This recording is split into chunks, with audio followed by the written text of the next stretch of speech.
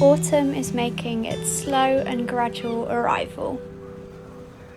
As September unfurls, the crisp brown leaves lay beneath a still blazing sun, and although summer has not fully settled down to rest, the new season is beginning to make its mark.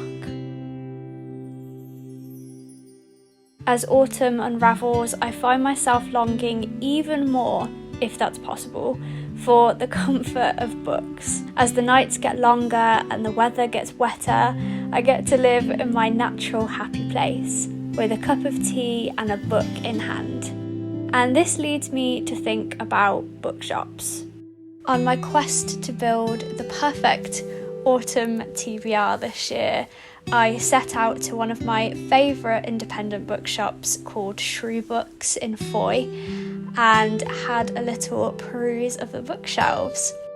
They have a section full of second-hand and vintage books, and there are pretty much always old copies of Daphne du Maurier's books. They stock mostly fiction, but they also have little sections of fantasy and non-fiction and poetry. I even found this really unique poetry book that I've never heard of, but after flipping through it sounded so cute. I have a little bit of a list of books that I particularly want to read this autumn, and so as I was going around the bookshop, I was thinking about those books, but also just on the lookout for if there were any other books that caught my eye. And very quickly, my book list was starting to grow, which is another reason why walking around a bookshop is so much better than looking at books online.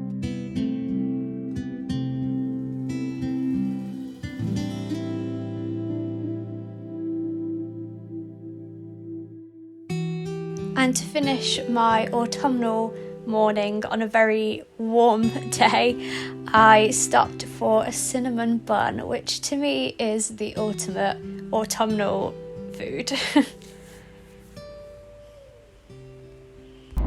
So I've just stopped near a book swap, and I have a couple of books from my pile of books that I need to still give away to a charity shop, and I'm gonna put these in the book swap and see if there's anything in there that I want to take. So the two books that I just grabbed quickly on the way out were Everything I Know About Love by Dolly Alderton, which I read a few years ago and would never read again, so I'm happy to give that one away. And then the other one is The Bear and the Nightingale by Catherine Arden, which again I read a few years ago and I liked it, but I don't think I'll ever reread it or carry on with the series of books, so again I'm really happy to give those away. So I'm gonna go and take those to the book swap, see what they have and see if I can pick up some new books.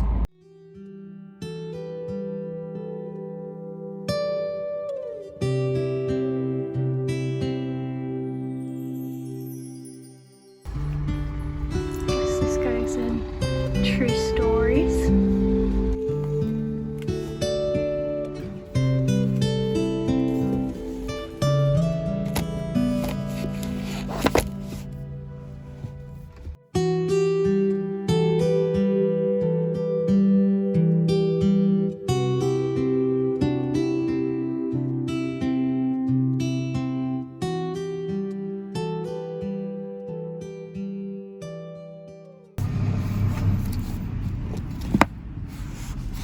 Clara and the Sun's there, isn't it? I know.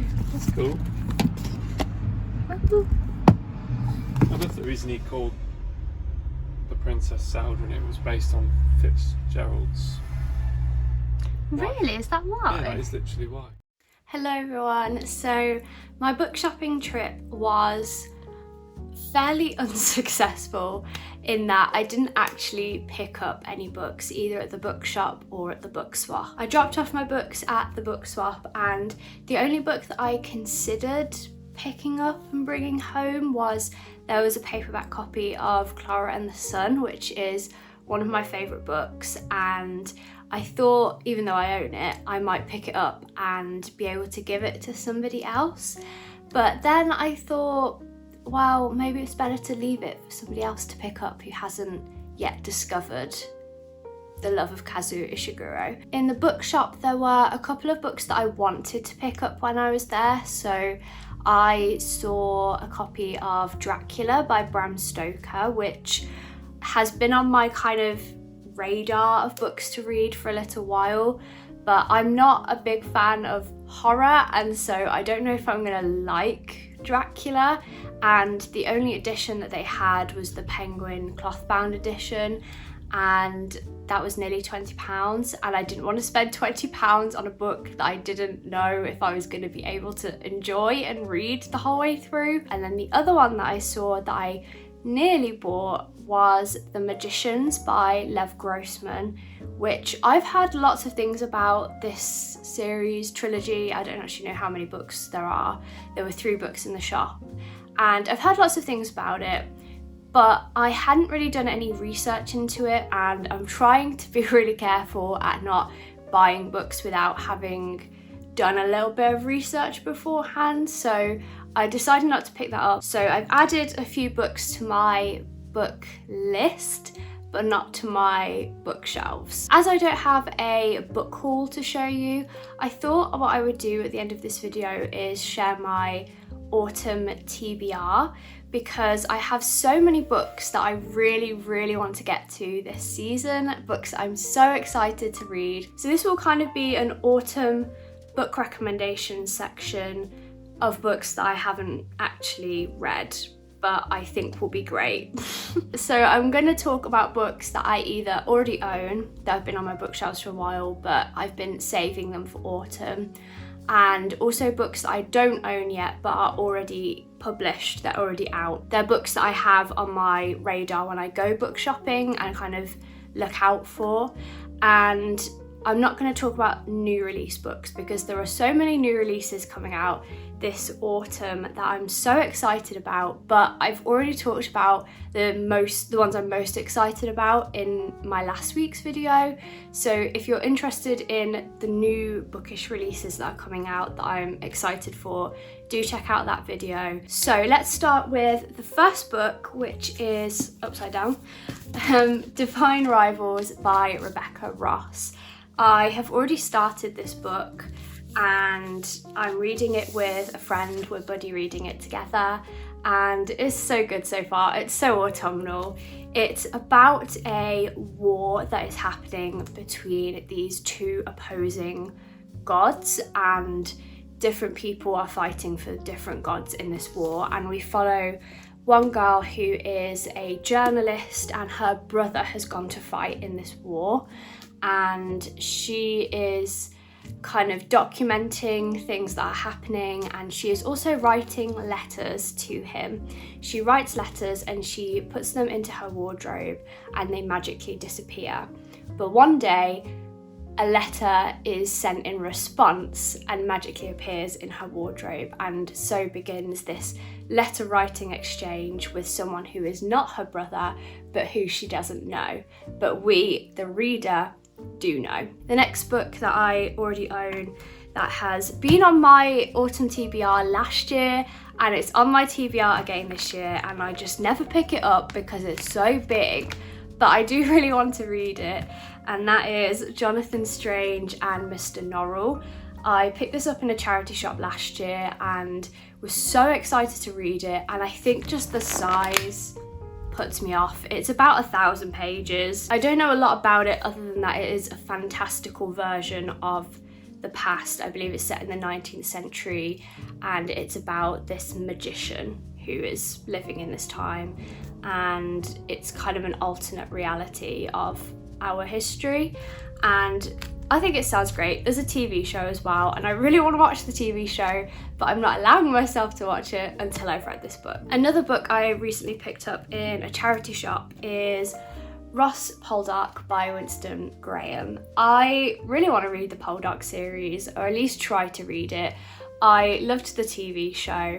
I live in Cornwall, and I feel like I should at least have read the first book. The next book is a classic that I got for Christmas last year, and I've nearly read it so many times, but every time I pick it up, I force myself to put it back down because I just feel like it's going to be a perfect autumn read, and I've been saving it for a cold autumn day where I have a whole free day and I think I'll be able to just read it all in one day.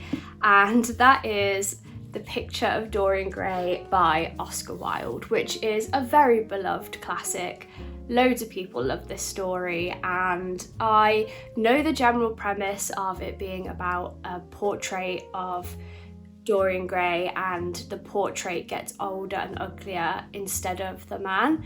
But I don't really know the story beyond that, so I am very excited to hopefully pick this one up this season. And finally, in the books that I already own is Wuthering Heights by Emily Bronte. And I read Jane Eyre by Charlotte Bronte earlier this year, and it became my favourite book. It is one of my favourite books of all time now, even though I've only read it once. And it was such a good introduction into the Bronte's works. And I feel like Wuthering Heights is the next natural place to continue on. I've vlogged my experience of reading Jane Eyre for the first time, so if you'd be interested in me doing the same thing for Wuthering Heights, then definitely let me know. The next books I want to talk about are books that I don't own yet, but they are already out, and they're on my list of books that I look out for in bookshops. So the first book on this list is The Murder of Mr. Wickham by Claudia Gray. This is a cozy murder mystery set in the world of Jane Austen. We follow all of the main protagonists from all of her novels and some of their children as well, who all come together for a house party. And so these characters that we've all read and seen on the screen and know and love end up meeting each other and interacting with each other. And one of these characters is Mr. Wickham, who we all know is not a very beloved character. And he is murdered. And this just sounds like so much fun. On the theme of murder mysteries, I also really want to pick up another Agatha Christie book. It's been quite a while since I've read a book by Agatha Christie, and I feel in the mood to read another one. And the one that keeps popping out to me is Endless Night. But I've heard that this one is very creepy, like don't want to turn the lights off and be on your own in the house creepy. So I don't know if I'll be able to cope with it, but the premise of the story sounds interesting, and I love Agatha Christie and her murder mysteries are always great, so I think I might try and pick that one up. As I mentioned earlier, I do want to read Dracula by Bram Stoker. I read Frankenstein by Mary Shelley last year, and I want to read Dracula for kind of the same reasons, in that there's so many cultural references to this book and it's influenced so much of literature, but I don't know the story. I have no idea what it's even really about other than a vampire.